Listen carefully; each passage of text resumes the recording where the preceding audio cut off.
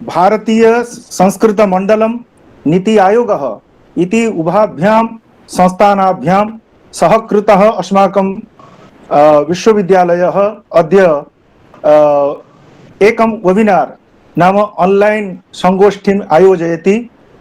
तत्र सर्वेषां भवतां मनीषिणां विदुषां पंडितानां नीतिज्ञानां विशारदानां च समेषां स्वागतम्। आज ये एक अत्यंत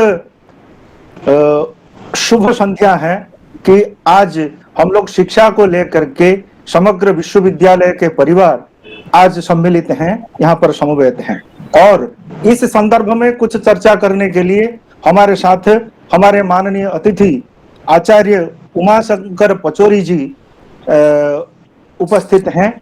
तो ये एक अच्छा चर्चा सत्र है और इस चर्चा सत्र में मैं सभी आचार्यों को, सभी गुरुजनों को, हमारे जितने हमारे परिवार के हमारे अनन्य सदस्य हैं और सर्वोपरि हमारे जो कुल गुरु माननीय कुलपति महोदय आचार्य रमेश कुमार पांडे जी और अन्य समस्त गुरुजनों का मैं हृदय से स्वागत करता हूं।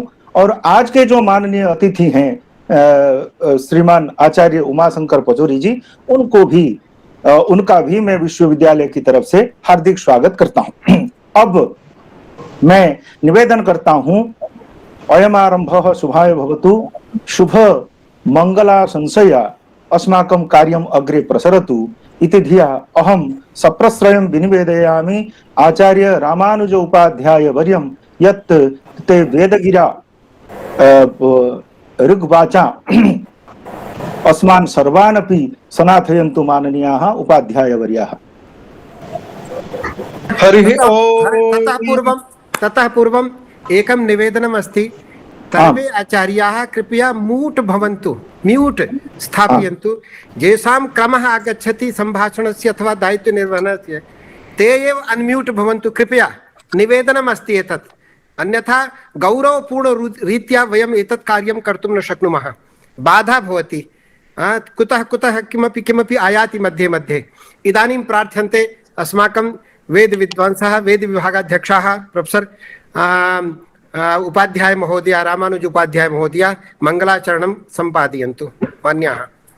हरिः ओम्।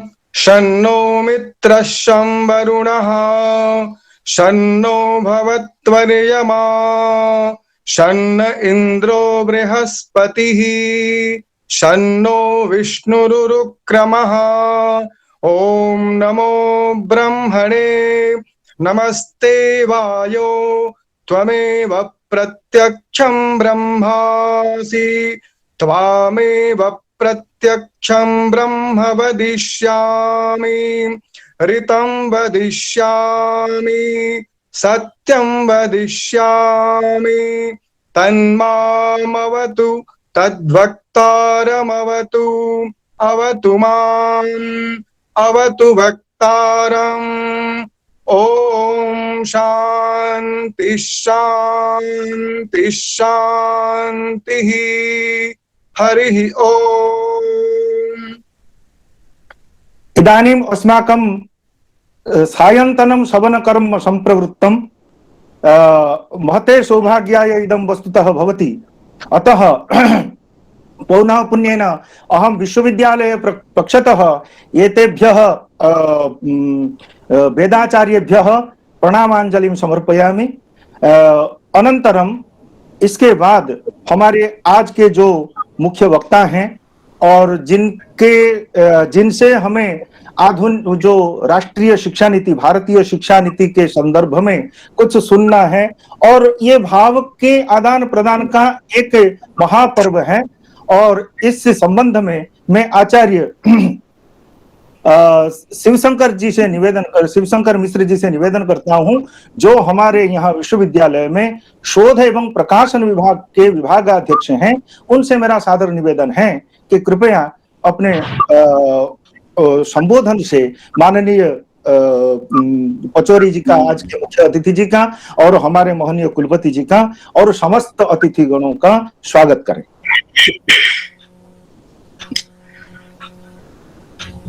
ओम नमः श्रीमत् परमहंसा स्वादिचरण कमल चिन्मकरंदाय भक्तजन मानस निवासाय श्रीरामचंद्राय नमोस्तु रामाय सलक्ष्मणाय देव्यै च तस्यै जनकात्मजायै नमोस्तु रुद्रेन्द्रयमानिलेभ्यो नमोस्तु चंद्रार्कमरुद्गणेभ्यः रामं रामानुजं सीतां भरतं भरतानुजं सुग्रीवं वायुसूनुं च प्रणमामि पुनः पुनः प्रणमामि पुनः पुनः।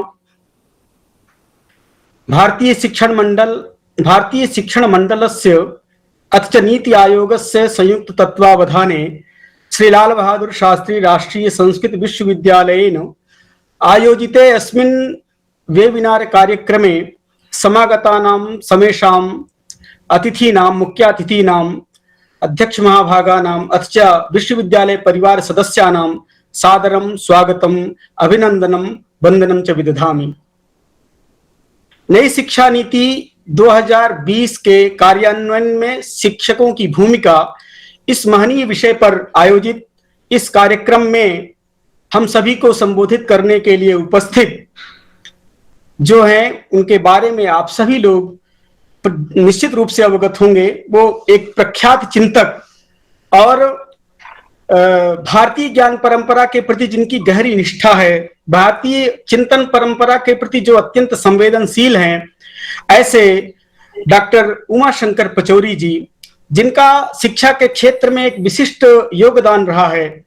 आपने हिंदी साहित्य में और इतिहास में तथा समाज कार्य विषय में स्नातकोत्तर की उपाधि प्राप्त की है और 26 वर्षों तक आपकी महाविद्यालय में शिक्षक के रूप में, प्राध्यापक प्रोफेसर के रूप में अपनी सेवाएं प्रदान की हैं। आप मानस के मर्मज्ञ हैं और आपका जो उद्बोधन है वह अत्यंत गंभीर उद्बोधन, लोगों को रोमांचित करने वाला, झंकृत करने वाला आपका उद्बोधन, जिससे सभी लोग निरंतर लाभान्वित एवं हम सब लोग उसको लाभ प्राप्त करते रहते हैं। अभी कुछ वर्षों पहले मैंने श्रद्धेय पचौरी जी का ग्वालियर में एक व्याख्यान सुना। वो उनके जो शब्द हैं वो आज भी मेरे कानों को झंकृत कर रहे हैं, कानों को एक कर्ण विवर को भर रहे हैं। उन्होंने कहा था कि शिक्षक परिस्थितियां कोई भी हों, लेकिन शिक्षक ब्रह्मा की भूमिका में होता है।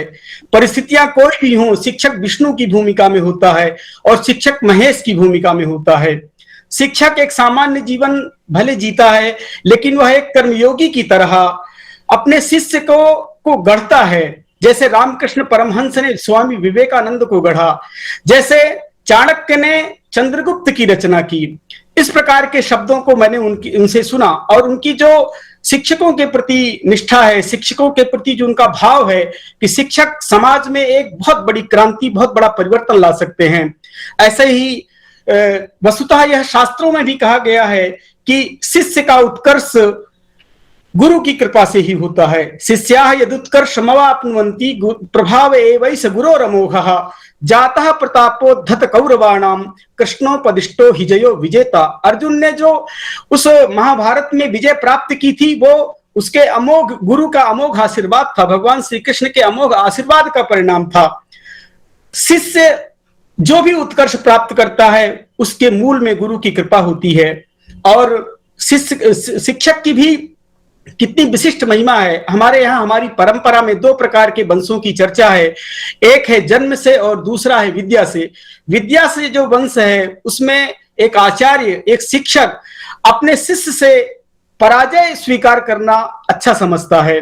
सर्वत्र तो वो जय की कामना करता है, लेकिन अपने शिष्य से पराजित होते हुए उसे गौरव की अनुभूति होती है। इसीलिए कहा गया है सर्वतो जय मन विच्छेद शिष्याद इच्छेद पराजयम। जिस दिन वह अपने शिष्य से पराजित हो जाता है, सचमुच वही उसके विजय का दिन होता है। और इस तरह के बहुत सारे ओजस्वी प्रसंगों को हमारे सामने प्रस्तुत करेंगे प्रोफेसर उमाशंकर पचौरी जी, जो आज अत्यंत व्यस्त होने के बावजूद भी, जिनका पूरे देश विदेश में जिनके व्याख्यान होते हैं, मानस के महान मर्मज्ञ हैं और कई विभिन्न संस्थानों में के सदस्य रहे हैं, विभिन्न विश्वविद्यालयों के इकाइयों के सदस्य रहे हैं। 26 वर्षों तक का एक बहुत लंबा कार्यकाल शिक्षण का है।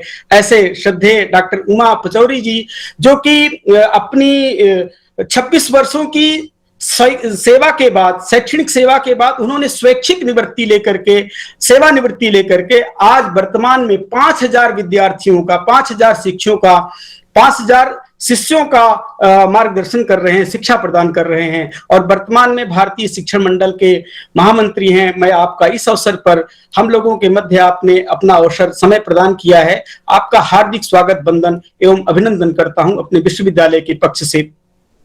आज जो इस अवसर पर जिनका हमें वीडियो संदेश प्राप्त होगा, श्रद्धेय डॉक्टर मुकुल कानेटकर जी। डॉक्टर मुकुल कानेटकर जी भी भारतीय ज्ञान परंपरा के प्रबल पोषक हैं। उनकी भी ओजस्वी वाणी मौन को भी मुखरित कर दे, ऐसी ओजस्वी वाणी उनकी होती है। अभी 2 वर्ष पूर्व हमारे विश्वविद्यालय के सभागार में उनका बहुत ही प्रभावशाली, उत्तेजनापूर्ण, ओजस्वी पूर्ण उनका भाषण हुआ था। कुछ शब्द उनके मुझे अभी स्मरण आ रहे हैं। कितनी भारतीय ज्ञान परंपरा के प्रति उनकी कितनी गहरी निष्ठा है, इसका एक दृष्टांत उन्होंने उस समय कहा था कि प्रस्तर विज्ञान में पत्थरों में भी प्रजाति होती है। कुछ पत्थर स्त्री प्रजाति के होते हैं और कुछ पत्थर पुरुष प्रजाति के। इतनी सूक्ष्म विद्या है हमारे यहाँ। पत्थर की प्रजाति, पुरुष प्रजाति वाले पत्थरों में अगर स्त्री देवता का निर्माण करेंगे तो वो अच्छी मूर्ति नहीं बन पाएगी, वो कल्याणमयी मूर्ति नहीं होगी। और स्त्री प्रजाति के पत्थर में यदि पुरुष प्रजाति के देवता का निर्माण करेंगे तो उससे भी उतनी दिव्यता, भव्यता और कल्याणमयी वो मूर्ति नहीं होगी। इतना सूक्ष्म चिंतन, इतनी सूक्ष्म निष्ठा, गहरी निष्ठा जिनकी हो, ऐसे हमारे डॉक्टर मुकुल कानेटकर जी जो भारतीय शिक्षण मंडल के राष्ट्रीय संगठन मंत्री हैं, उनका भी मैं इस अवसर पर हार्दिक स्वागत, वंदन एवं अभिनंदन करता हूं। हमारे जो कि आज के इस कार्यक्रम के अध्यक्षता की भूमिका में हैं, जो कि हमारे विश्वविद्यालय के यशस्वी कुलपति जी हैं, जिनके बारे में मैं इतना ही कहना चाहूंगा कि शास्त्रों में वर्णित जो सद्गुण हैं, उन सद्गुणों के और सदाचरणों के विग्रह स्वरूप हैं। इन्होंने शास्त्रों का अध्ययन केवल बौद्धिक ज्ञान के लिए नहीं किया है, अपनी जीवन में जिन्होंने शास्त्र के गुणों का, शास्त्र के आचरण को उतारा है, ऐसे हमारे कुलपति जी जिन्होंने इस विद्यापीठ को एक केंद्रीय विश्वविद्यालय का दर्जा प्रदान किया। वसुधा मित्रों, मैं एक बात बताऊं, सरकार तो कर्तुम अकर्तुम अन्यथा कर्तुम सर्वसमर्थ होती है, कभी भी किसी तरह के केंद्रीय विश्वविद्यालय की स्थापना कर दे, लेकिन एक विश्वविद्यालय को, एक मानित विश्वविद्यालय को केंद्रीय विश्वविद्यालय के दर्जा प्रदान करना एक भगीरथ प्रयास है, जो कि हमारे श्रद्धेय कुलपति जी ने करके दिखाया और हम सब लोगों को केंद्रीय विश्वविद्यालय का कर्मचारी बनने का अवसर दिया। इसके लिए और जो निरंतर इस तरह के कार्यक्रमों में हम सब लोगों का मार्गदर्शन करते हैं, व्यस्त होने पर भी हम लोगों को प्रेरित करते रहते हैं, ऐसे अपने श्रद्धेय पूज्य कुलपति जी का इस अवसर पर मैं हार्दिक स्वागत, वंदन एवं अभिनंदन करता हूं। हमारे इस कार्यक्रम के संयोजक जो कि साहित्य शास्त्र के प्रख्यात मनीषी हैं, प्रोफेसर भागीरथी नंद जी, जो कि हमारे यहाँ शैक्षणिक संकाय के प्रमुख भी हैं, उनके संयोजन में आज का यह कार्यक्रम बहुत दिव्यता के साथ संपन्न होगा। मैं उनका भी इस अवसर पर हार्दिक स्वागत एवं वंदन करता हूं। इस अवसर पर हमारे विश्वविद्यालय परिवार के समस्त आचार्य गण जिनकी उपस्थिति में, जिनके ऑनलाइन जुड़े रहने पर सभी लोग आज इस कार्यक्रम में श्रद्धेय उमाशंकर पचौरी जी के कार्यक्रम का उद्बोधन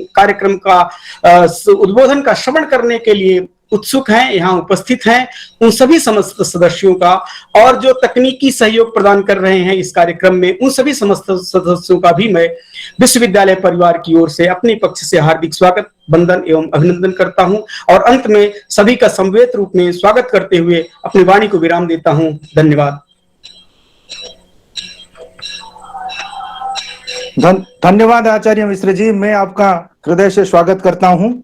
और बाकी जैसा आपने कहा, ये आज का ये तो मैं इसको शिक्षा सत्संग मानूंगा।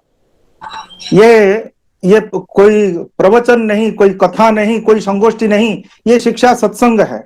और बाकी प्रोफेसर भागीरथी नंद जी, आपने प्रारंभ में ही कह दिया सायंतने सवन कर्मणि संप्रवर्तते। जी सवन कर्मणि तो है ही ये जी जी जी है। ये बिल्कुल आपने बहुत अच्छा कहा है, प्रवचन कार्यक्रम है। जी जी जी। चलिए, तो इसमें जैसा आचार्य मिश्र जी ने अपने स्वागत में कहा है कि एक परंपरा को लेकर के हम चलते हैं, गुरु शिष्य परंपरा को लेकर के चलते हैं। और ये परंपरा जो है, ये परंपरा महज केवल व्यक्ति विशेषों की नहीं होती है, ये हृदयों का सम्मेलन होता है। और इसके बारे में अभी कुछ एक दिन पहले आश्चर्य मेरे को लगा कि मैं चरक संहिता पढ़ रहा था। चरक संहिता में चरक लिखते हैं, ये जो परंपरा है ये अनादिकाल से है, और अगर वो सच्चा शिष्य है और वो वास्तविक गुरु का अनुकरण करता है, गुरु के धर्म का, गुरु के समस्त कर्तव्यों का अनुकरण करता है, तो उसको शास्त्र ज्ञान देने की आवश्यकता ही नहीं पड़ती। स्वतः ज्ञान अनुस्यूत होता है उसमें, गुरु के चरण से उसके हृदय में। और ये एक अद्भुत बात, और इसके पक्ष में और बहुत सारी बातें चरक ने कही हैं। तो इसी प्रकार के इस प्रकार की गुरु शिष्य परंपरा का जो उदाहरण, जो उद्धरण हमारे सामने है, और उसी की सुरक्षा में हम लोग लगे हुए हैं। और उसी संदर्भ में हमें कुछ आगे बढ़ाने के लिए और हमारे मार्गदर्शन करने के लिए, और ये गुरु शिष्य परंपरा हमारे भारतीय शिक्षा नीति, भारतीय आधुनिक वर्तमानिक शिक्षा नीति के आधार पर हम आगे कैसे बढ़ सकते हैं। क्यों ना हमारे पीछे एक शब्द जुड़ा हुआ है और अभी जोड़ा जा रहा है, विश्व गुरु। इसलिए ये गुरु शब्द को परंपरा, शिष्य परंपरा के साथ शिष्य के साथ जोड़ते हुए इस परंपरा को हम आगे कैसे बढ़ाएंगे, इस संदर्भ में आज हम लोग माननीय पचौरी जी से सुनेंगे। अब मैं निवेदन करता हूं हमारे संगणक अधिकारियों से कि डॉक्टर कानिटकर जी का, मुकुल कानिटकर जी का जो वीडियो संदेश है उसको सभी के सामने उपस्थापित करें और उसको सुनाएं। तत्कर्मयन्न बंधाय सा विद्याया विमुक्तये आयासाया परम कर्म विद्यान्या शिल्प नैपुणम। कर्म वही है जो बंधन में न बांधे, विद्या वही है जो मुक्त करे।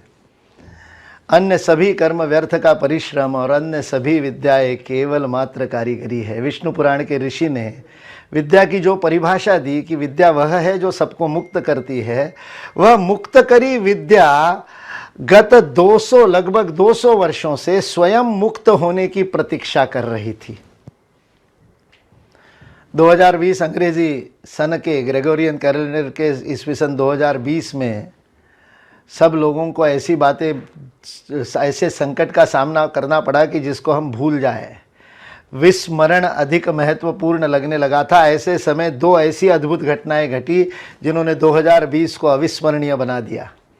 एक तो 29 जुलाई 2020 को राष्ट्रीय शिक्षा नीति को भारत सरकार ने स्वीकार किया और भारत सरकार की मंत्रिपरिषद ने भारत को एक ऐसी शिक्षा नीति दी जो 185 वर्ष पूर्व किए गए शिक्षा के शीर्षासन को ठीक कर सकती है। ऐसे बीज जिस शिक्षा नीति में है वह सच्चे अर्थ की राष्ट्रीय शिक्षा नीति भारत सरकार ने हम शिक्षाविदों के सामने रखी, प्रस्तुत की।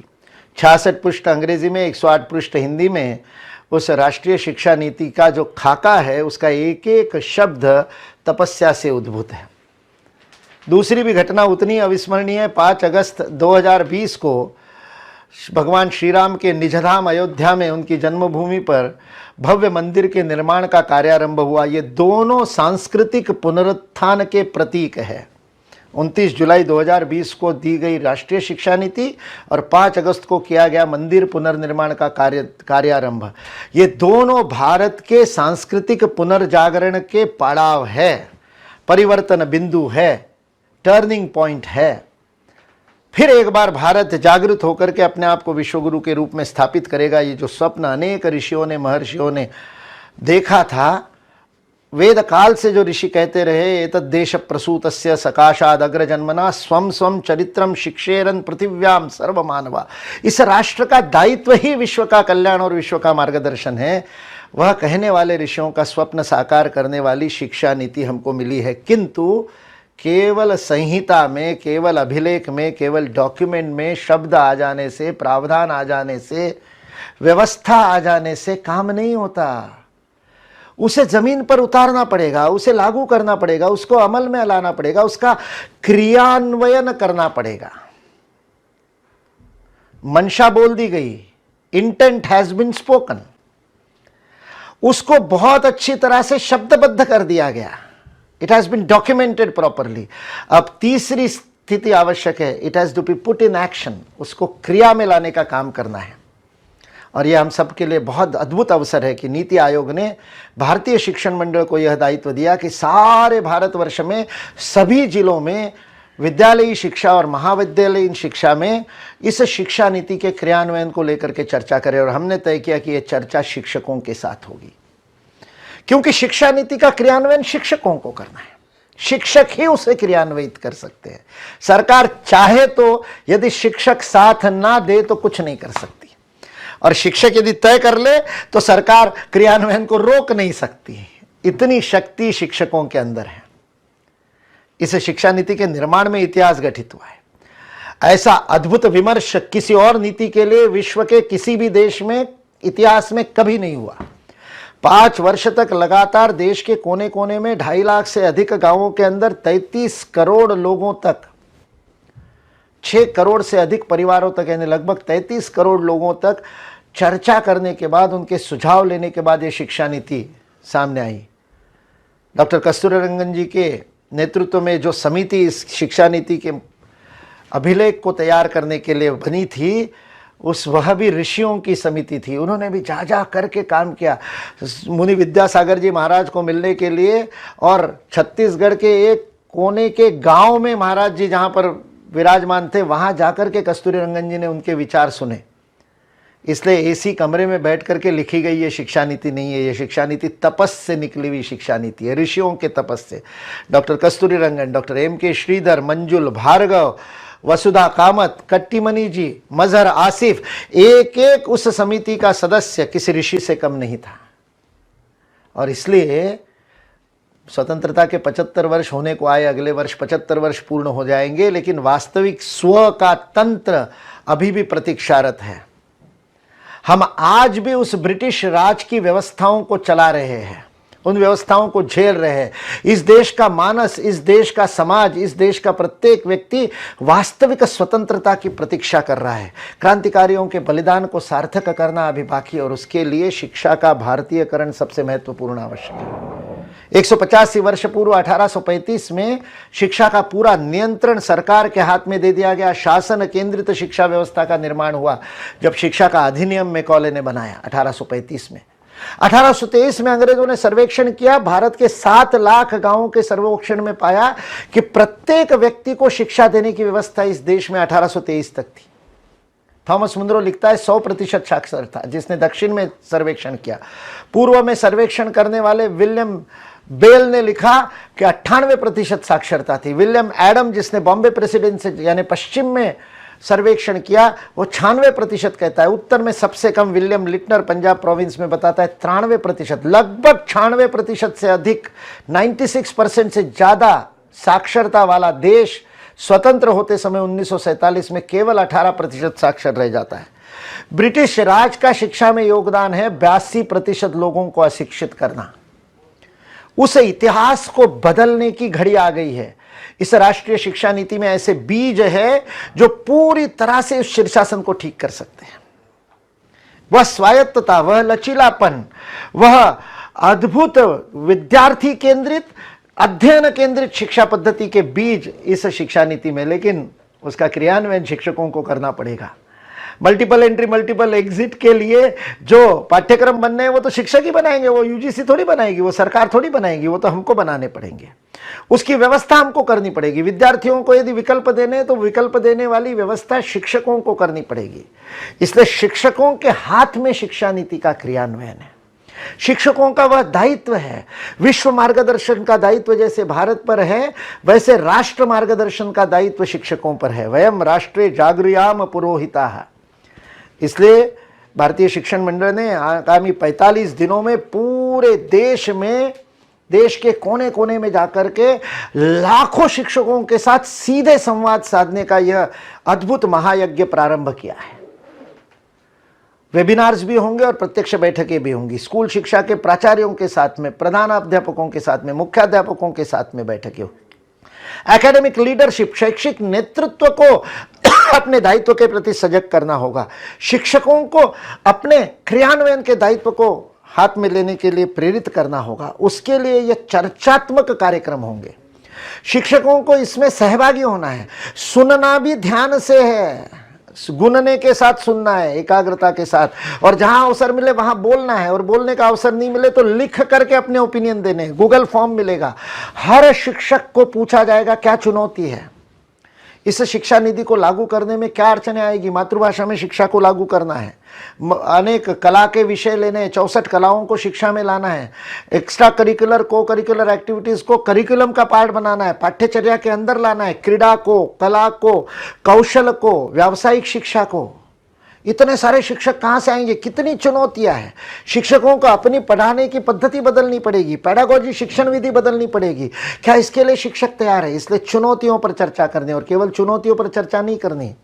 यदि वास्तविकता में हम स्वायत्त, शासन मुक्त और समाज पोषित शिक्षा को निर्माण करना चाहते, जो कि 1823 में थी भारत में, यदि उसको फिर से भारत में लागू करना चाहते ताकि भारत विश्वगुरु बन सके, यदि ये हमारा लक्ष्य है, तो उसके लिए शिक्षकों को सन्नद्ध होना पड़ेगा, तैयार होना पड़ेगा, तत्पर होना पड़ेगा। ऋषियों के द्वारा बनाई गई शिक्षा नीति को लागू करने के लिए प्रत्येक शिक्षक को ऋषि बनना पड़ेगा और समस्या के साथ समाधान पर विचार करना पड़ेगा। इन चुनौतियों को स्वीकार करके इनको आगे बढ़ने के लिए, ताकि भारत फिर एक बार उस स्वर्णिम युग में चला जाए, नालंदा तक्षशिला जैसे गुरुकुल हो और सारा विश्व भारत में शिक्षा लेने के लिए आए, और हम फिर एक बार विश्व गुरु के सिंहासन पर भारत माता को विराजमान करें। यह हम शिक्षकों का दायित्व है। वयम राष्ट्रे जागृयाम पुरोहिता, राष्ट्र जागरण करने वाले हम, पुरोहित आगे ले जाने वाले शिक्षक हैं हम। इस अपने कर्तव्य का पालन करेंगे और भारत माता को जगत गुरु बनाएंगे, इस विश्वास के साथ जय हिंद, जय भारत। तो धन्यवाद माननीय कानितकर जी। अब मैं निवेदन करता हूं आज के मुख्य अतिथि माननीय डॉक्टर उमाशंकर पचौरी जी से कि वे अपने उद्बोधन से हम लोगों को लाभान्वित करें। परमात्मा की कृपा से हमें जिनका सानिध्य आज प्राप्त हो रहा है, ऐसे इस विश्वविद्यालय के आदरणीय कुलगुरु जी, आदरणीय संयोजक महोदय, और सच्चे अर्थों में जिनको ऋषि कहा जा सकता है, भारत की वास्तविक मातृभाषा के शिक्षक के रूप में जो अपना समस्त जीवन संस्कृत के उन्नयन में लगा रहे हैं, ऐसे समस्त आचार्य वृंद, बंधु भगिनी, आप सबके श्री चरणों में मेरा कोटि कोटि प्रणाम स्वीकार कीजिएगा, स्वीकार कीजिएगा, स्वीकार कीजिएगा। जब अनेक जन्म के पुण्य उदित होते हैं, तब मानव देह प्राप्त होती है। गोस्वामी जी मानस में लिखते हैं, कबहू कर करुणा नर देही, देत ईस बिनु हेतु सने। परमात्मा की कृपा होती है, करुणा करके हम मानव देह देते हैं, क्योंकि मानव देह कोई साधारण देह नहीं है। मानव शरीर सत्यलोक की ओर संबोधित है। मनुष्य शरीर की स्वाभाविक गति ऊपर की ओर है। मेरुदंडधारी अन्य प्राणियों में मेरुदंड की स्थिति भूमि के समानांतर होने के कारण उनकी दिशा सत्यलोक की ओर नहीं होती। केवल मनुष्य का शरीर ही इस प्रकार बना है कि उसका मेरुदंड भूमि से लंबवत होकर ऊर्ध्वगामी हो सकता है। अतः शरीर की स्वाभाविक गति सत्यलोक की ओर है।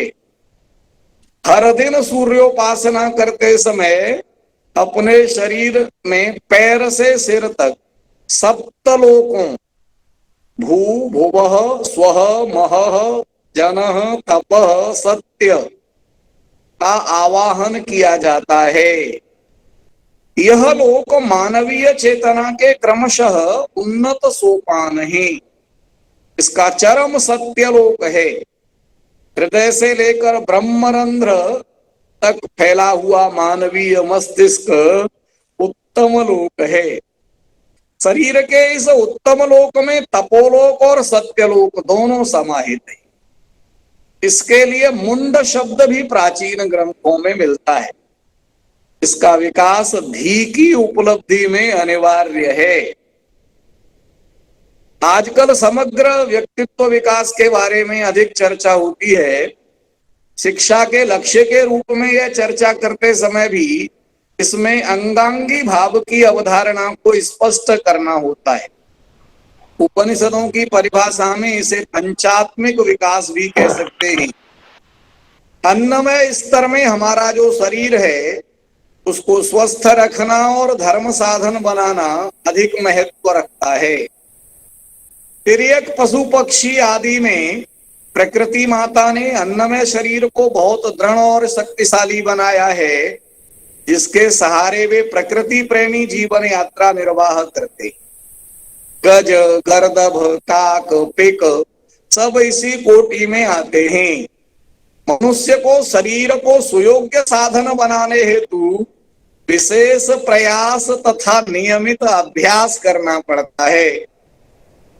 प्राणमय शरीर में, प्राणमय स्तर में मनुष्य शरीर की रचना अलग है। मनुष्य शरीर के ऊर्ध्व भाग में 101 नाड़ियों की संरचना मनुष्य को सारे जंतुओं से अलग करती है। यह उत्तम अंग ब्रह्मरंध्र द्वारा विश्व रचना से संलग्न रहता है। इसलिए मनोमय और विज्ञानमय स्तर में अपने शरीर की मुंड शक्ति का उपयोग करते हुए मानव साधना की पराकाष्ठा प्राप्त कर ऋषि बन सकता है। ही शक्ति का उपयोग पूर्ण रूप से करने वाला ऋषि बनता है। अभी हमने माननीय मुकुल जी को सुना, हर शिक्षक को ऋषि बनना पड़ेगा। बुद्धि शक्ति का पूर्ण रूप से उपयोग करने वाला ऋषि बनता है। यही मानवीय विकास का चरम है। अतः शिक्षा का अंतिम उद्देश्य भी। मानव देह मिलना कोई साधारण बात नहीं है।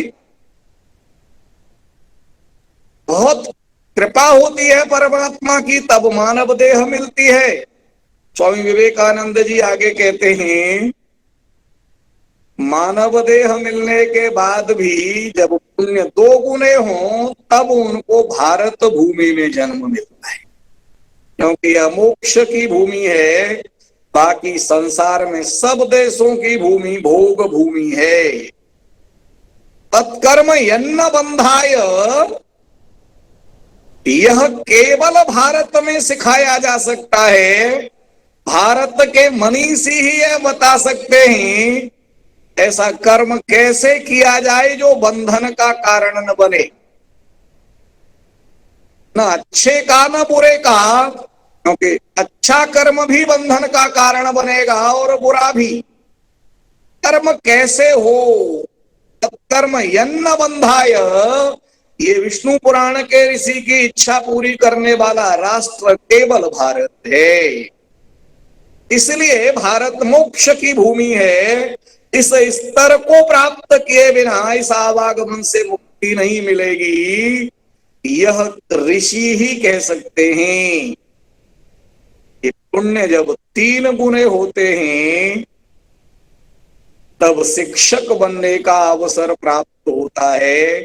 दूसरों के जीवन को गढ़ने का काम करने का सो अवसर परमात्मा जिनको देता है वे अत्यंत पुण्यवान होते हैं।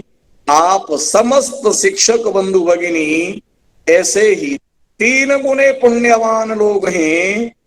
इसलिए मैं आपके चरणों में बारंबार प्रणाम निवेदित। कुलगुरु तो साक्षात रमेश हैं, और साक्षात रमेश जिसके कुलगुरु हो उसको पालन की क्या चिंता, क्या केंद्रीय विश्वविद्यालय बनवाने की बात। और इस कार्यक्रम का संयोजन भागीरथी जी स्वयं कर रहे हो और परिचय दे रहे हो शिव शंकर जी, तो ऐसा लगता है जैसे सत्संग की गंगा का अवतरण होने ही वाला है। अपने आप में अद्भुत संयोग है। और मेरा तो भाग्य है कि मेरा नाम भी उमाशंकर है। ये सारे सहज संयोग ऐसे मिले हैं। और मिलाने वाले विनोद, केवल विनोद ने ये सारे संयोग मिला दिए। बहुत अपने प्रकार का ये अद्भुत प्रयोग है। मैं बारंबार प्रणाम करता हूं। अवसर आया है, निस्संदेह मुकुल जी ने हमको जैसा कहा। भारतीय शिक्षण मंडल शिक्षण में भारतीयता लाने के लिए निरंतर कृत संकल्पित संगठन है। 1969 से पिछले 51-52 वर्षों से हम लगातार ये साधना कर रहे हैं, शिक्षण में भारतीयता कैसे लाई जाए। और वो गड़बड़ कहाँ हुआ? जो चीज छत पे खोई है वो छत पर ही ढूंढने से मिलेगी, उसको कमरे के अंदर खोजने से काम नहीं चलेगा। अभी तक निरंतर छत पर खोई चीज को कमरे में खोजने का प्रयत्न कर रहे हैं, चाहे जितनी प्रकाश की व्यवस्था कर लो, मिलेगा क्या? शिक्षा ने इस सारी व्यवस्था को बिगाड़ा 1935 में, 1835 में, और तब से लगातार पैबंद लगा के हम उसे ठीक करने की कोशिश कर रहे हैं। शिक्षा व्यवस्था में आमूलचूल परिवर्तन की बात किसी ने नहीं कही। पहली बार ऐसा हुआ कि शिक्षा नीति में परिवर्तन हुआ, इसीलिए आप इसे नई शिक्षा नीति मत कहिए। मेरा आग्रह पहला यही है। इसके लिए शब्द प्रयोग हम national education policy, NEP is not a new education policy, यह राष्ट्रीय शिक्षा नीति है, इसीलिए इसको राष्ट्रीय शिक्षा नीति कहिए। और 5 भाग हैं। परिचय, पहले अध्याय में स्कूली शिक्षा, अध्याय 1 से लेके 9 तक, 8 तक, 9 से लेके 19 तक उच्चतर शिक्षा, और उसके बाद अन्य केंद्रीय मुद्दे, और आखिरी में जो चौथा भाग है उसका क्रियान्वयन। ऐसे 5 हिस्सों में 4 अध्यायों में विभाजित 27 कुल अध्यायों वाली इस शिक्षा नीति को 4 भाग 27 अध्याय हम अपने सद ग्रंथों की भांति ही इसका पठन करें। मुझे पूर्ण विश्वास है आप सबने इसका पठन वैसे ही किया होगा, स्वाध्याय के लिए जैसे बाकी ग्रंथों का करते हैं। मैं मानस का विद्यार्थी हूं, इसीलिए मुझे याद आते हैं गोस्वामी जी, शास्त्र सुचिंतित पौने पौने देखिय, भूप सुसेवित बस नहीं लेखिय। कितना ही सुचिंतित शास्त्र हो, पुनः पुनः हम अवलोकन करते रहना चाहिए। यहां भी इस ड्राफ्ट का हमें पुनः पुनः अवलोकन करना चाहिए। बारंबार अवलोकन करने से इसके नित्य नूतन अर्थ हमको ध्यान में आएंगे। पहला काम, प्रत्येक शिक्षक को इस नीति को बहुत मनोयोग से पढ़ना चाहिए। और एक बार जब चीजों को ठीक से पढ़ते हैं तो पूरे 27 अध्याय आपको ध्यान में आएंगे। आप ये पूरा देखेंगे, 9वें अध्याय से शुरू होती है उच्चतर शिक्षण संस्थाओं की बात। उसमें बताया गया क्या समस्याएं हैं, क्या परिवर्तन होंगे, कैसे हर जिले में कम से कम एक HEI, higher education institution, IIT के स्तर का खुलना ही चाहिए। 10वें अध्याय में संस्थागत पुनर्गठन की ओर संकेत किया गया।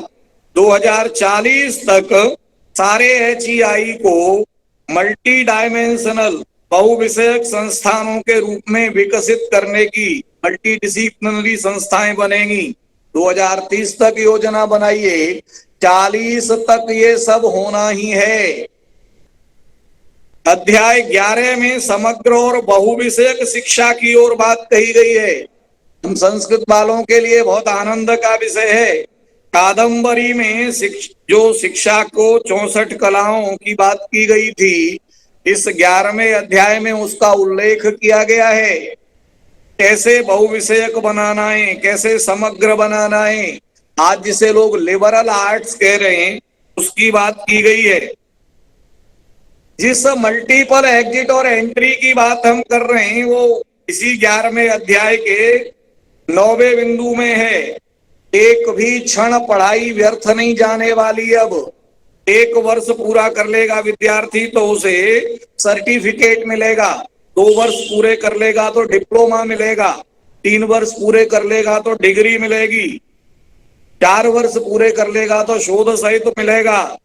एबीसी की बात की गई है, क्रेडिट बैंक बनेगा, एकेडमिक क्रेडिट बैंक स्थापित होगा। ये पूरा विस्तार के साथ हमारे यहाँ जो व्यवस्था की गई, 11-11 में मेरू की बात की गई है, बहुविषयक शिक्षा और शोध विश्वविद्यालय स्थापित करने, धीरे धीरे हमें मेरू की ओर जाना है। अध्याय 12 में सीखने के लिए सर्वोत्तम वातावरण की बात की गई है। 13 में प्रेरित सक्रिय सक्षम संकाय की बात की गई है, कैसे शिक्षक गुरु बने, कैसे अपने अंदर का विकास करे, सब प्रकार की स्वतंत्रता देने की बात की गई है। सारे शिक्षकों को इसे अध्याय 13 को अवश्य पढ़ना चाहिए। इसी में फास्ट ट्रैक पदोन्नति प्रणाली की बात की गई है।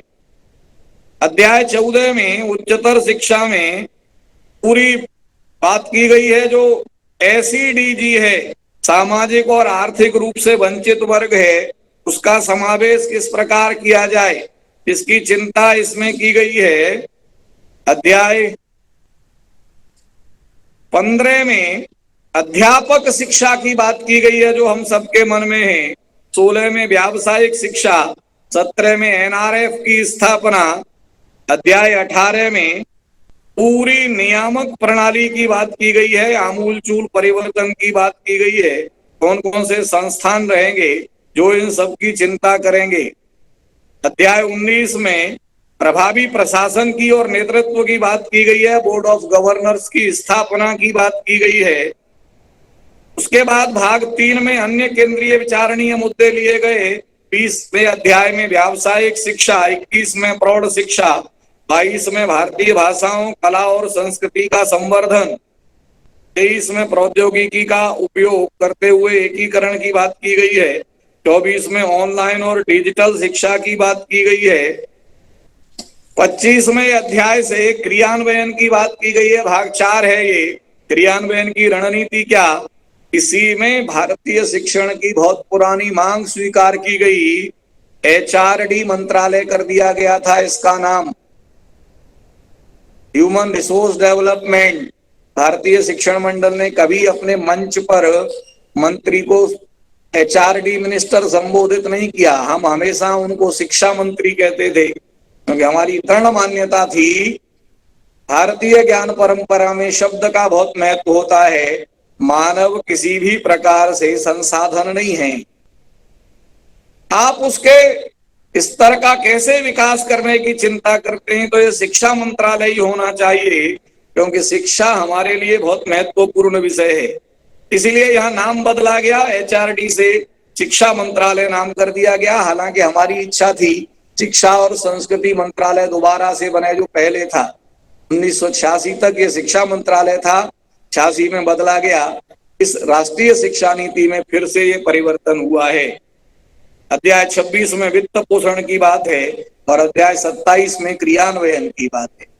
यदि आप अपने काम के ये सारे पक्ष देख लेते हैं तब भी बहुत सारी बातें आपको ध्यान में आ जाएंगी।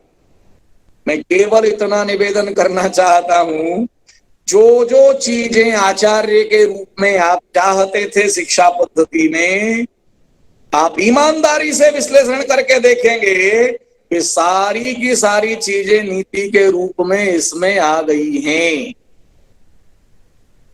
क्रियान्वयन अलग पक्ष है उसका। आज लचीलापन आ गया, 5+3+3+4 हो गया। जिस आंगनबाड़ी की शिक्षा की बात की जाती थी, राम लक्ष्मण भरत शत्रुघ्न अपने आंगन में खेल के जो संस्कार प्राप्त करते हैं, उत्तरकांड का वह वर्णन हम सबको आनंदित करने वाला है, वही आंगनबाड़ी फिर से स्वीकार की गई। बहुत छोटे से बच्चे की चिंता भी अब शिक्षा में की जाने लगी। अब तक 6 साल का बच्चा आता था, अब 3 साल का विद्यार्थी भी शिक्षा में शामिल होगा।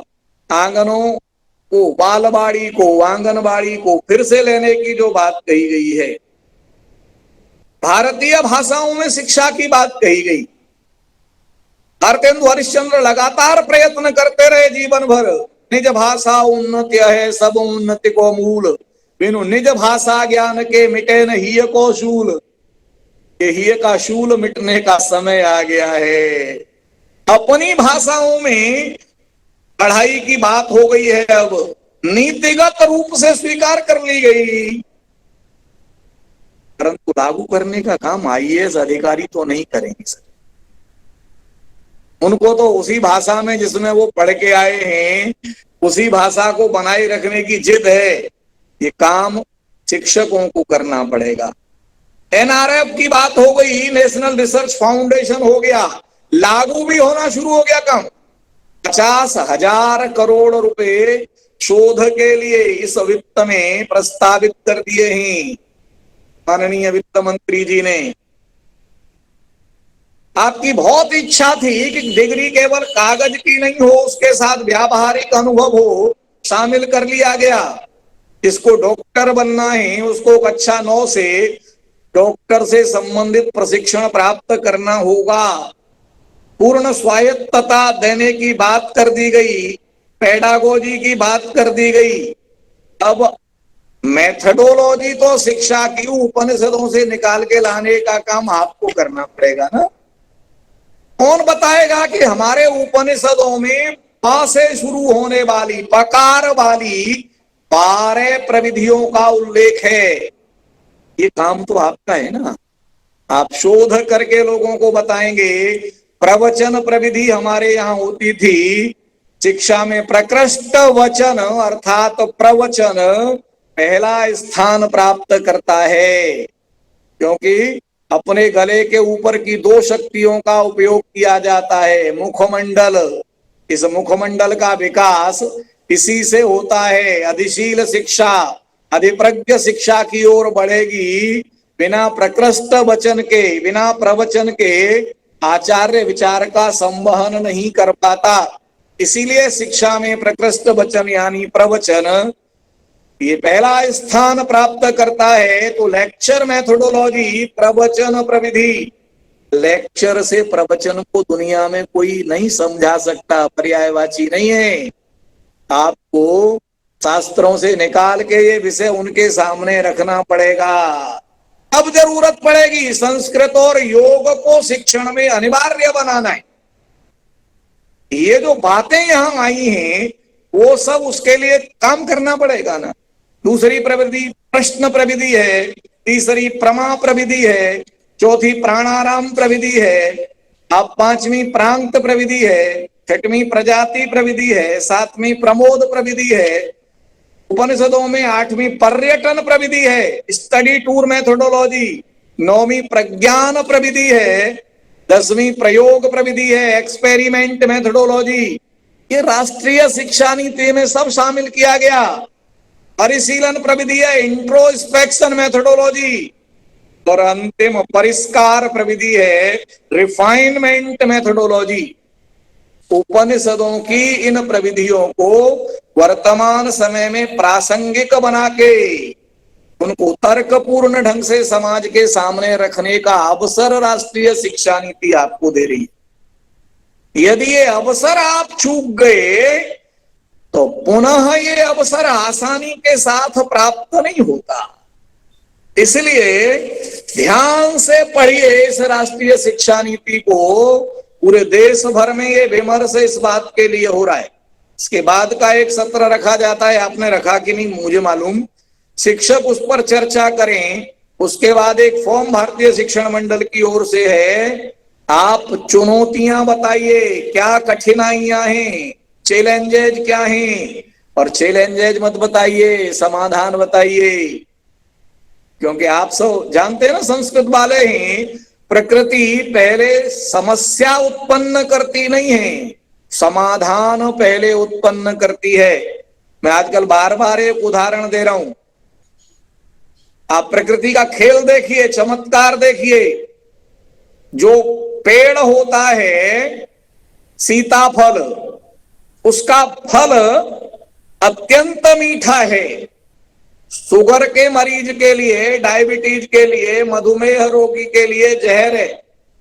अगर वो सीताफल खा ले तो प्राणांतक कष्ट होगा उसको। ये समस्या है। पर समस्या पहले आई कि समाधान। उसके पत्ते सीताफल के मधुमेह की बीमारी का इलाज है। सीताफल के पत्ते का काढ़ा पीने वाले का मधुमेह नियंत्रित हो जाता है। पत्ते पहले आते हैं, यानी समाधान पहले है प्रकृति में, समस्या बाद में उत्पन्न होती है। इसलिए आप पहले समाधान सुझाइए। शिक्षा में समाधान क्या है? समस्याएं तो बाद में उत्पन्न होने वाली हैं। इसके 4 शब्द प्रयोग किए: ओरिएंटेशन, अवेयरनेस, चैलेंजेज और रेस्पॉन्स। शिक्षक की जिम्मेदारी है कि हमें उन्मुख होना पड़ेगा इस परिवर्तन के लिए। दूसरा कोई और करने की सामर्थ्य रखता भी नहीं है। परंतु ऐसे नहीं होता। ये करने के लिए हमको अपने शास्त्रों की ओर जाना पड़ेगा। शिक्षक को कितना महत्व दिया हमारे शास्त्रों ने, मैं पढ़ रहा था। तो वैदिक काल में आप लोगों के सामने मुझे नहीं लगता मैं क्या बताऊं। वैदिक काल में आचार्य देव के रूप में प्रतिष्ठित हुए। 2 नाम आते हैं हमारे सामने, अग्नि और इंद्र। ऋग्वेद में अग्नि के लिए जो संबोधन है बहुत आनंददायक है सर। ऋग्वेद में अग्नि को कहा गया प्रचेता। प्रचेता अर्थात विशेष ज्ञानी। अग्नि के लिए दूसरा संबोधन है विश्ववेदा। विश्ववेदा अर्थात सर्वज्ञ। उसको कहा गया जातवेदा, जो कुछ उत्पन्न हुआ हो उसे जानने वाला। उसे कहा गया धियावसु, जिसकी बुद्धि ही धन है। उसे कहा गया सत्यमन्मा, सत्य को पहचानने वाला, जानने वाला। उसे कहा गया विश्वानि वयुनानि विद्वान, विविध विद्याओं को जानने वाला। उसे कहा गया धीनाम यंता, बुद्धि को प्रगति देने वाला। ये सारे विशेषण शिक्षक में हम देखते हैं जो अग्नि को दिए गए, और इनसे, अग्नि से ही अवतार के रूप में कहा जाता है अंगिरा को। और मैं जोड़ता हूं इस प्रसंग को, भगवान भास्कर सृष्टि के आरंभ में मनमौजी ढंग से कभी उगे आए, कभी नहीं उदित हुए। दिन रात के चक्र में गड़बड़ थी। अग्निदेव के अवतार महामुनि अंगिरा का प्रसंग हम सबको रोमांचित करने वाला है। महामुनि ने तपस्या की, अंगिरा जी ने भगवान भास्कर की उपासना। प्रसन्न हुए भगवान भास्कर, वरदान मांगो। पर महामुनि अंगिरा ने कहा आप यहीं ठहरिए, मैं स्नान करके आता हूं तब मांगूंगा। सरोवर में डुबकी लगाई, समाधि के द्वारा शरीर त्याग दिया, कभी वापस नहीं आए। भगवान भास्कर वहीं इंतजार करते रहे, आज तक कर रहे हैं। समझ गए मुझे क्या उपदेश देना चाहते थे ऋषि। शरीर देकर भी दिन रात का चक्र व्यवस्थित कर दिया। इसको कहते हैं शिक्षक। दूसरा देवता जिसको कहा गया, बहुत सम्मान मिला शिक्षक के रूप में, इंद्र। कहा गया उनके लिए नत्वावाम अस्त देवता विदानः, तुम्हारे समान विद्वान कोई अन्य देवता नहीं है। इंद्र की उपाधि है शिक्षा नर, शिक्षण के लिए नेता। इंद्र के लिए संबोधन किया गया हृदोनिह वरथस्त मांसी, यजमानों के हृदय के अंधकार को दूर कर देते हो। इंद्र को कहा गया चोदय धियमयसो न धाराम, बुद्धि को तलवार की धार के समान प्रखर कर दो। ये जो शिक्षक के लिए हमारे शास्त्रों में श्रेष्ठता का वर्णन किया गया, आज उसको सुस्थापित करने का समय हमारे सामने है। इसलिए ये अवसर आया है। जीवन में अवसर बहुत कम आते हैं। आप सब बहुत विद्वान लोग हैं, अपने लिए जो जीते हैं वो नर पशु होते हैं। जो बहुत स्वार्थी होके सब कुछ हासिल कर लेना चाहते हैं वो नर पिशाच होते हैं, जिनको आप शास्त्रज्ञ असुर कहते हैं, राक्षस कहते हैं। पर तीसरे प्रकार के लोग जिनके बीच में आज मुझे अपनी बात कहने का अवसर मिला है, ये देव मानव हैं। क्षमताएं परमात्मा ने बहुत दी हैं और अधिक अर्जित करने की सामर्थ्य भी परमात्मा ने दी है, और सब अर्जित करने के बाद भी भारत माता के चरणों में समर्पित करने का सामर्थ्य भी आपको परमात्मा ने दिया है। इसीलिए आप देव मानव हैं। इन देव मानवों से भारत माता को अपेक्षा है नर पिशाचों से मुक्त कराना है और नर पशुओं को देव मानव बनने की ओर प्रेरित करना है। ये सद्प्रवृत्ति के विकास का अवसर है।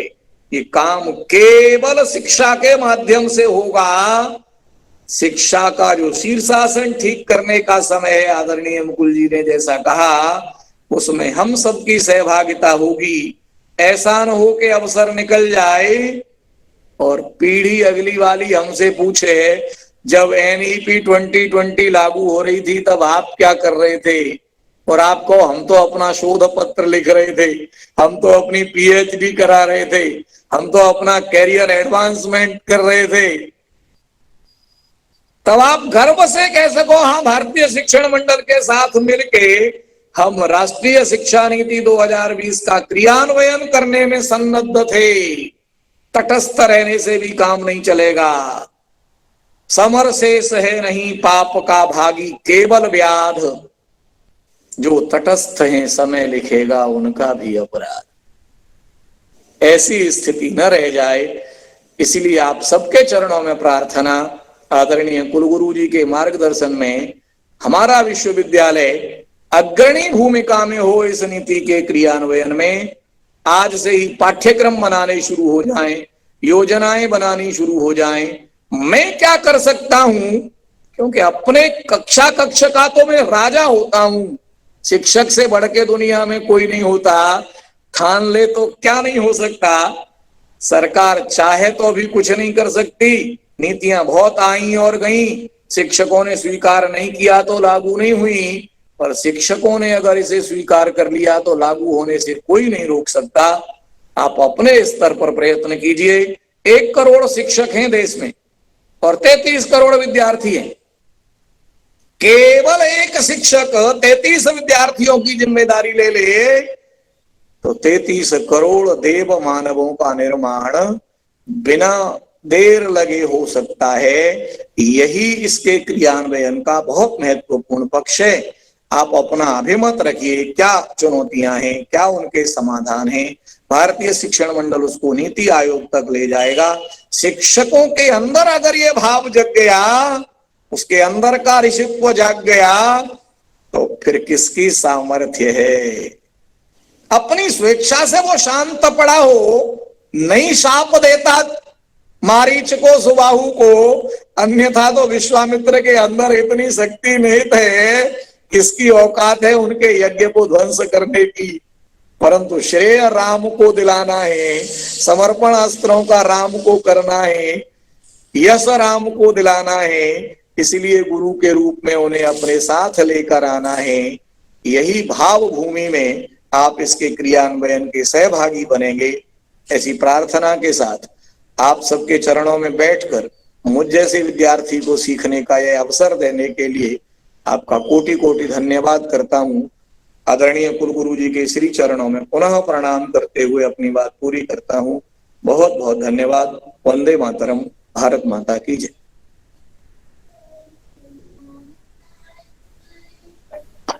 धन्यवाद माननीय पचौरी जी। डॉक्टर उमाशंकर पचौरी जी ने अत्यंत अप्रतिम, असाधारण, अनितर साधारण शिक्षा विषयक उपस्थापन हमारे सामने रखा और इसके लिए विश्वविद्यालय की तरफ से हम आत्मिक हार्दिक आभार प्रकट करते हैं। अब मैं निवेदन करता हूं हमारे विश्वविद्यालय के परम यशस्वी कुलपति महोदय, आज के इस सत्र के माननीय अध्यक्ष, माननीय कुलपति जी से मैं निवेदन करता हूं कि वे अपने वक्तव्य से हम लोगों को लाभान्वित करने की कृपा करें।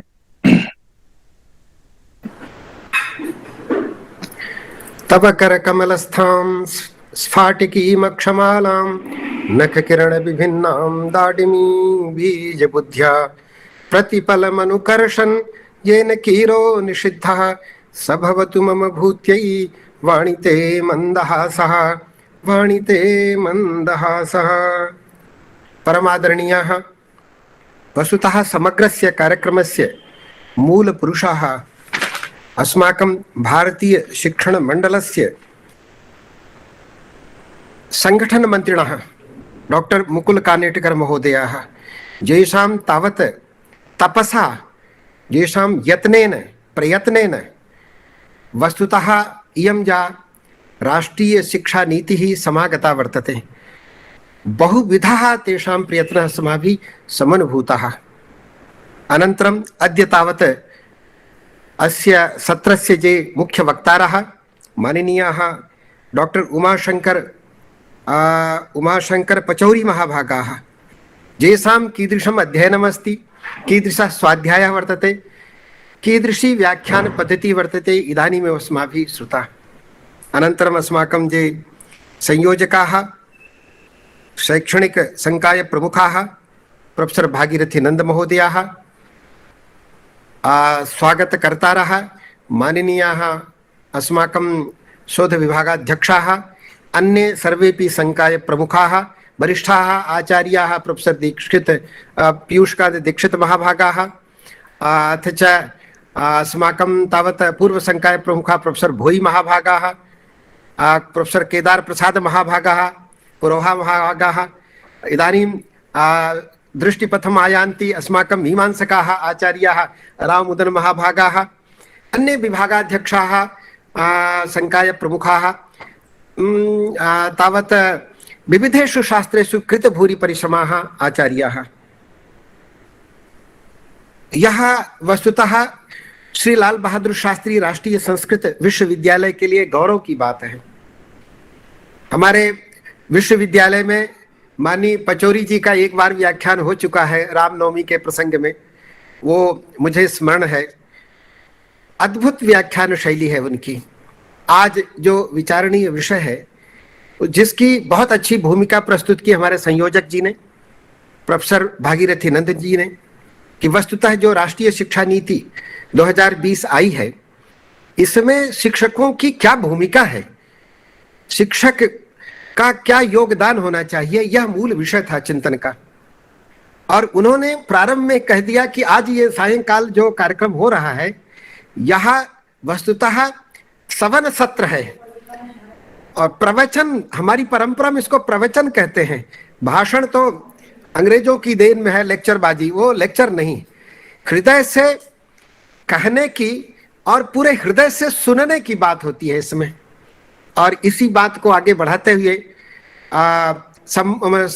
सबका स्वागत करते हुए प्रोफेसर शिवशंकर मिश्र जी ने कहा, गुरु शिष्य की जो परंपरा है अद्भुत परंपरा है। सर्वत्र जयमिच्छेत शिष्यात् पुत्रात् पराजयम, यह जो भावना है गुरु शिष्य को कैसे आगे बढ़ाने का प्रयत्न करता है। और ये भारत में ऐसे अनेक दृष्टांत हैं। उन्होंने पुराने हमारे पचौरी जी के व्याख्यान का उदाहरण देकर के बताया कि कितने बड़ी बड़ी जो लोग हैं, दिव्य आत्माओं को गुरुओं के प्रशिक्षण के द्वारा उनको कैसी दिव्यता प्राप्त हुई और देश के विकास में उन्होंने किस तरह से योगदान किया। उसके बाद मुख्य वक्ता महोदय पचौरी जी ने पूरी शिक्षा नीति जो है हमारी राष्ट्रीय शिक्षा नीति, उसके प्रति अध्याय के सार संक्षेप को पहले, उसके स्वरूप को पहले प्रस्तुत किया।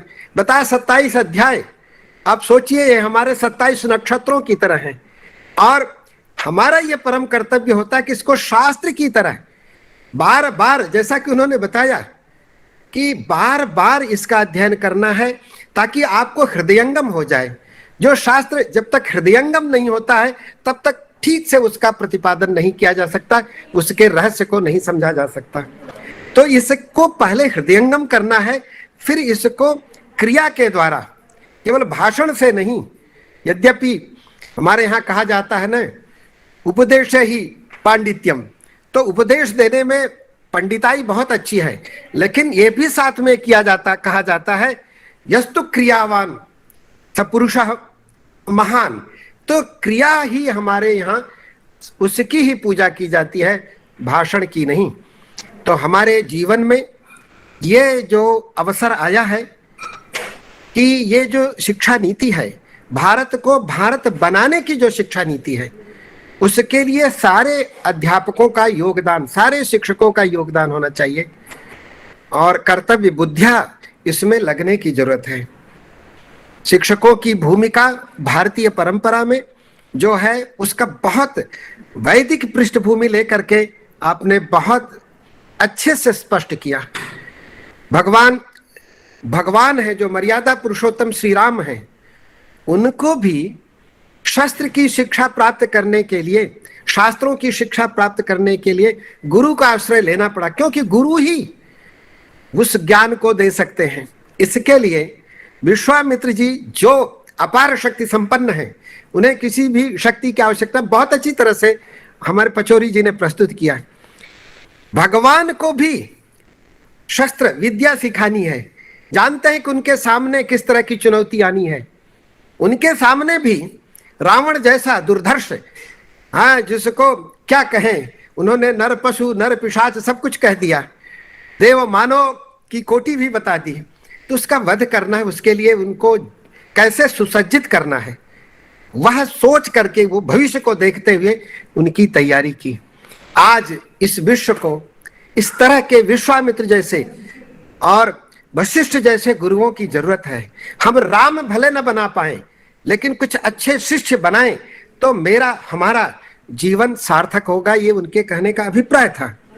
वस्तुतः आज जो भारतीय संस्कृति बची है, आप सब जानते हैं, विद्वान है, कहने की जरूरत नहीं, उसमें आद्य शंकराचार्य की जो भूमिका है, आप किस तरह से उन्होंने गुरुओं को तैयार किया। हजारों गुरु को तैयार करने की जरूरत नहीं समझी, 4 शिष्यों को लिया और 4 मठ बना के 4 जगह उनको स्थापित कर दिया। उसके आगे विधि बता दी, परंपरा बता दी कि किस तरह से कैसे इन मठों को चलाना है और आगे परंपरा को कैसे बढ़ाना है। आज तक वो परंपरा चल रही है और आज भारतीय संस्कृति सुरक्षित है, हम सनातनी बचे हैं। तो उसमें आद्य शंकराचार्य का जो योगदान है वो किसी से छुपा नहीं है। तो आज भी पुनः आवश्यकता है। ये जो नर पिशाच अंग्रेज यहां आकर के जिस तरह से हमारी इतनी उत्कृष्ट शिक्षा को कलंकित किया, उसको नष्ट भ्रष्ट किया, उसको फिर से प्रस्तुत करने की आवश्यकता है। और इसमें पूरे देश में जो संचार होना है, उसमें संस्कृत विश्वविद्यालयों की भूमिका बहुत महत्वपूर्ण है। इसलिए जैसे ही ये अवसर आया, तैसे मैंने इसको कहा कि केंद्र में लाल बहादुर शास्त्री संस्कृत विश्वविद्यालय की स्थापना का यही उद्देश्य है। इसलिए हमें आगे आना चाहिए सबसे पहले।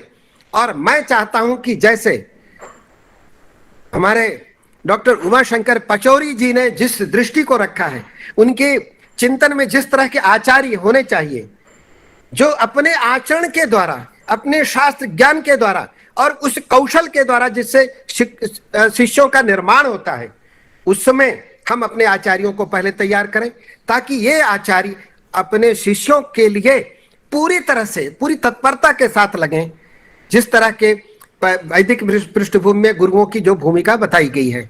तो आज ये अवसर आया है, यहाँ बहुत ज्यादा भाषण करने की जरूरत नहीं, बहुत अच्छे से विषय उन्होंने प्रस्तुत किया है।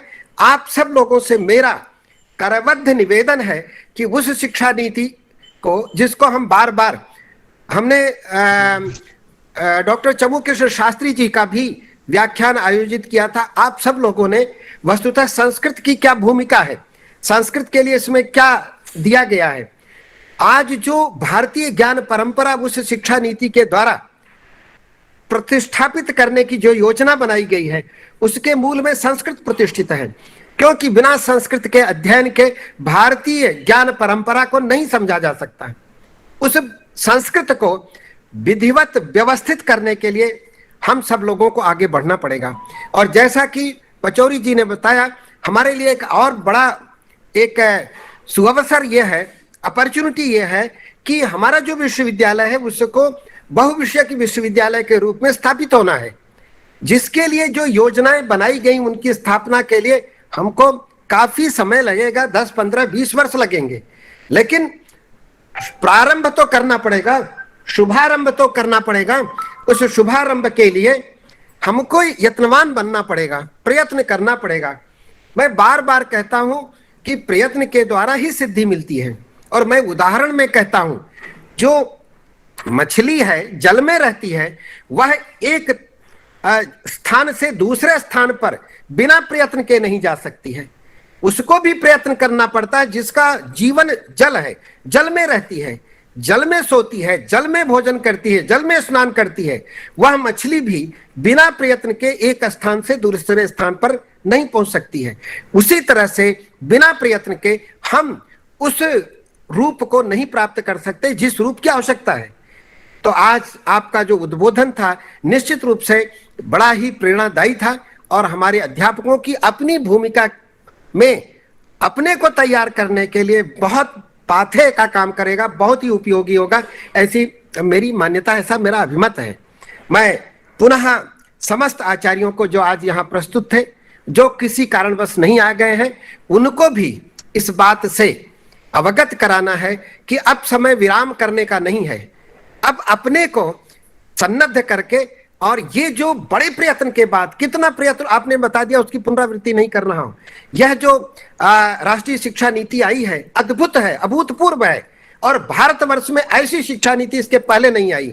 और इसमें जिन लोगों ने तैयारी की, वस्तुतः वो ऋषि की तरह थे, ऋषि का चिंतन था, जिन्होंने देखा कि भारत को भारत बनाने के लिए, विश्व गुरु बनाने के लिए इस तरह की शिक्षा नीति चाहिए। हमारे बच्चों को उनकी अपनी भाषा में, अपनी बोली में पढ़ने का अवसर मिलना चाहिए। शास्त्र को शास्त्र की, संस्कृत को संस्कृत के माध्यम से नहीं पढ़ाया जाएगा तो संस्कृत के शास्त्र अनपढ़े ही रह जाएंगे, निश्चित बात है। हमें अपनी उस परंपरा को भी सुरक्षित रखना है और आगे शिक्षकों की भूमिका में जाकर के अपने शिष्यों को तैयार करना है। यह बहुत ही उपादेय विषय रहा। और मैं फिर से चूंकि डॉक्टर उमाशंकर पचौरी जी ने पूर्व में एक रूपक रखा, तो सचमुच में उमा शंकर ही हैं। जैसे शिव पार्वती का जो संवाद होता है, उससे हमें सारी आगम की परंपरा है, ज्ञान वहीं से प्राप्त होता है। तो आज बहुत अच्छा भाषण हुआ और बहुत अच्छा प्रवचन रहा। मैं आपको फिर निमंत्रित करूंगा। ये तो भारतीय शिक्षण मंडल की तरफ से था। मैं स्वतंत्र रूप से कभी विश्वविद्यालय के कार्यक्रम में आपको सुनना चाहता हूं, अपने छात्रों को और अपने अध्यापकों को सुनाना चाहता हूं कि तपस्या से, प्रयत्न से किस तरह का गुरु बनना चाहिए, उसके लिए आपको दृष्टांत के रूप में प्रस्तुत करना चाहता हूं। इन्हीं शब्दों के साथ मैं अपनी वाणी को यहीं विराम करता हूं। धन्यवाद करता हूं, नमस्कार करता हूं। विशेष रूप से विनोद पांडे जी को भी, जिन्होंने हमें आपको जोड़ने का कार्यक्रम किया है, उनको भी धन्यवाद देता हूं। नमस्कार। आदरणीय भागीरथी जी भाई, सभी लोगों को एक फीडबैक फॉर्म भरने का लिंक प्रदान को भर के और फिर पुनः सबमिट करें, क्योंकि ये जो नीति आयोग भारतीय शिक्षा मंडल के तरफ से हमारा पूरे भारत भर में कार्यक्रम होने वाला है, इस कार्यक्रम की सार्थकता तभी होगी जब हम सभी शिक्षक बंधु उस फीडबैक फॉर्म को भर के सबमिट करेंगे। माननीयानां अस्माकं अस्य सत्रस्य अध्यक्षवर्याणां श्रीमतां कुलपति महोदयानां समुद्बोधनेन वयं सुतरामेव संहितार्थ संपन्नाः स्मः।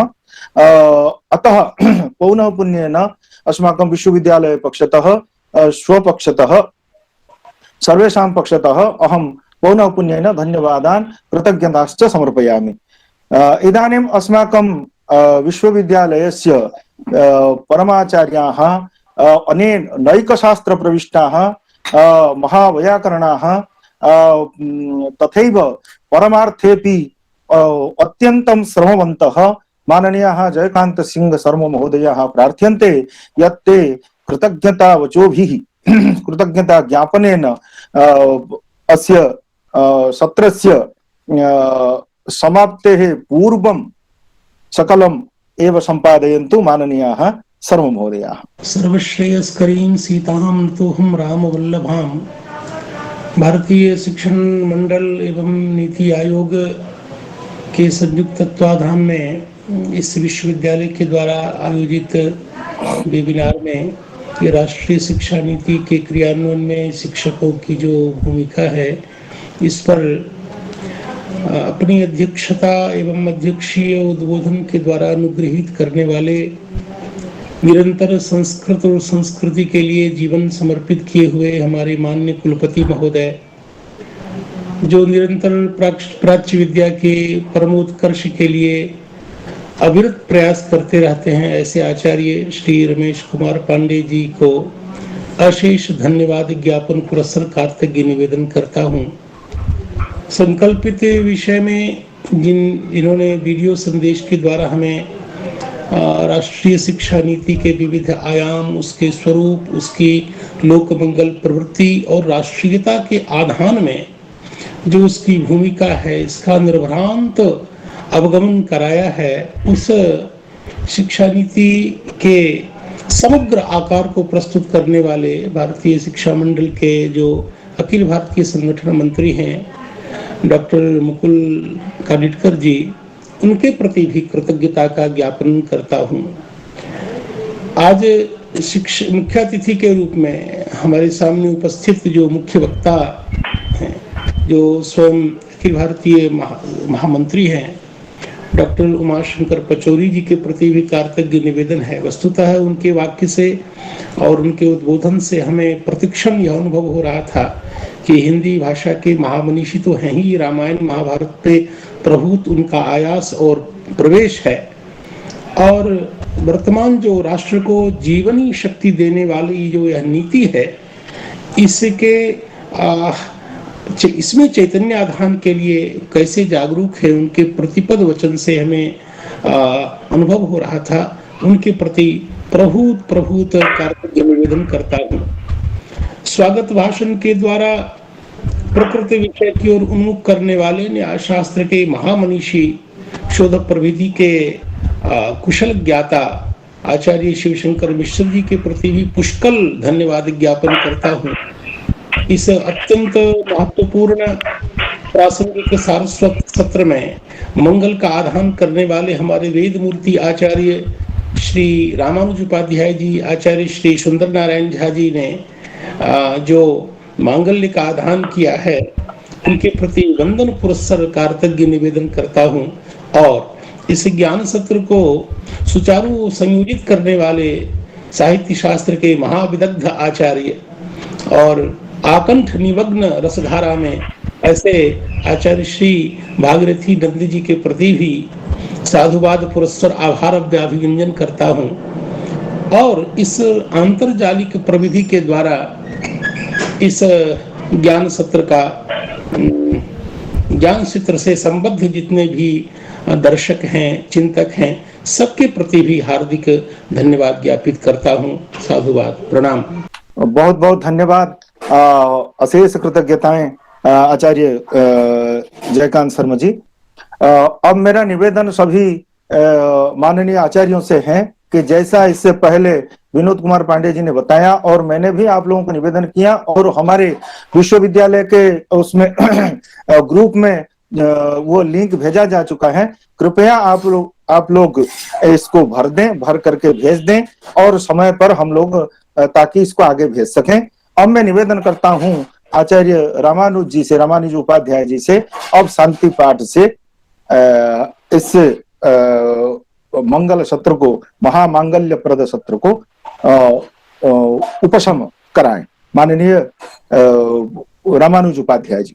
समानो मंत्र समिति समानी, समानं मनः सह चित्तमेषाम्, समानं मंत्रमभिमन्त्र जीवः, समानेन वो हविषा जुहोमि, समानीव आकूतिः समाना हृदयानि वा, समानमस्तु वो मनो यथा वस्सु सहसति।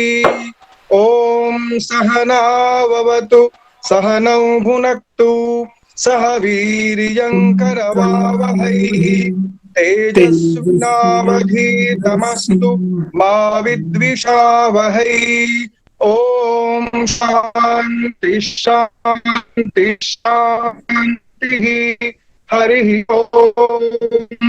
धन्यवाद रामानुज जी, धन्यवाद आचार्य रामानुज उपाध्याय जी, धन्यवाद। मैं सभी उपस्थित समस्त आचार्य, हमारे विश्वविद्यालय के माननीय कुलपति महोदय, उपस्थित माननीय मुख्यातिथि डॉक्टर कचोरी महोदय और बाकी समस्त जितने श्रोतागण, सभी को मैं हार्दिक सभी के प्रति मैं हार्दिक कृतज्ञता ज्ञापित करता हूं।